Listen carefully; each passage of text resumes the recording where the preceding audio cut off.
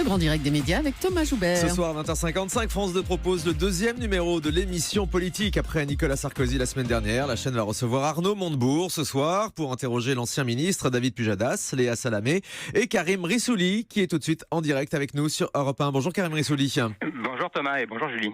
Bonjour. Après l'émission de la semaine dernière, Nicolas Sarkozy a jugé que vous aviez été arrogant avec David Pujadas et Léa Salamé. On en a parlé dans cette émission. Vous êtes trouvé comment? Arrogant? Non, pas du tout. Je crois qu'il a un peu de mal à digérer l'émission, ou alors c'est un peu une stratégie de communication, parce que je crois qu'il était assez content, lui, en sortant de l'émission jeudi soir, pour tout dire. Et depuis, dans chacun de ses meetings, il en remet une couche en disant qu'on était arrogant, on était un peu la gauche bien pensante, etc. Ça, c'est des arguments très travaillés. Ça marche bien dans les meetings en ce moment, dans la primaire des Républicains, donc il le fait, voilà. Mais... Oui, il s'est vanté d'avoir pulvérisé Léa Salamé hier au dîner de Valeurs Actuelles. On l'a entendu dire que les médias comme France Télévisions étaient orientés. C'est pas le ton de l'émission, a priori. Franchement, vous verrez Arnaud Montebourg ce soir, mais on sera avec Arnaud Montebourg comme on l'était avec Nicolas Sarkozy et comme on le sera avec Marine Le Pen ou avec Jean-Luc Mélenchon. Franchement, Léa Salamé, David Pujadas et moi, on a l'habitude de poser les questions. On fait un travail de journaliste assez honnête et sérieux. Donc voilà, la preuve ce soir, en images. Ce soir, c'est donc Arnaud Montebourg qui sera votre invité pour la deuxième. Alors, il paraît que vous lui avez fait du chantage pour qu'il n'aille pas chez Laurence Ferrari dimanche sur C8, c'est vrai ? Alors moi je n'ai fait aucun chantage, Thomas.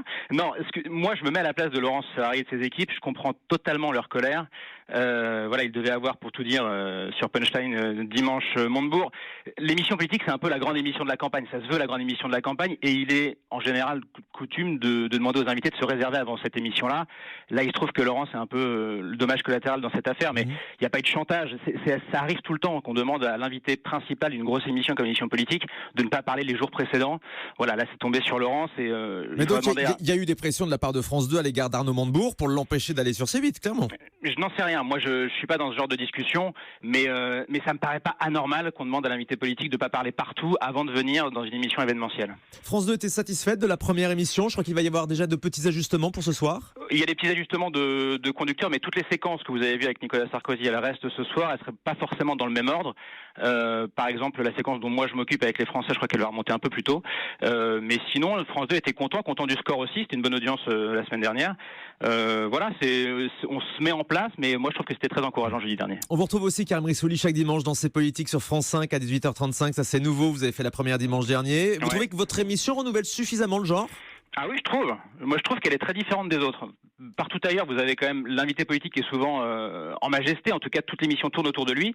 Dans ces politiques sur France 5, c'est vraiment l'inverse. C'est-à-dire qu'on parle beaucoup de l'actualité politique, on décrypte, on enquête sur la semaine, mais vous verrez pas l'invité politique avec tous les éléments fabriqués autour de lui. Moi, je trouve que c'est un ton assez nouveau. On décrypte, il y a de la gourmandise chez tous les chroniqueurs.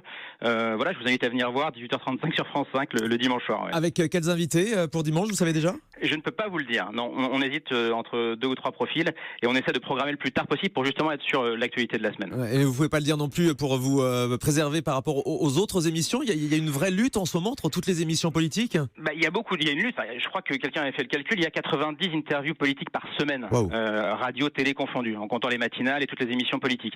Nous, justement, sur France 5, on a pris un peu le contre-pied puisque on ne cherche pas à avoir forcément la tête d'affiche politique. Ils seront dans leur reportage, on va les tourner en coulisses, mais ils seront pas forcément sur le plateau. Donc au moins, nous, on s'extrait de cette guerre de programmation. Et l'émission politique de France 2, on annonce Alain Juppé le 6 octobre, vous confirmez ? Je confirme qu'il sera là avant le premier tour de la primaire à droite. Vous le recevrez donc dans l'émission politique, c'est bien noté. Ce soir sera donc Arnaud Montebourg. Merci beaucoup Karim Rissouli. On vous retrouve avec Léa Salamé et David Pujadas ce soir à 20h55 sur France 2.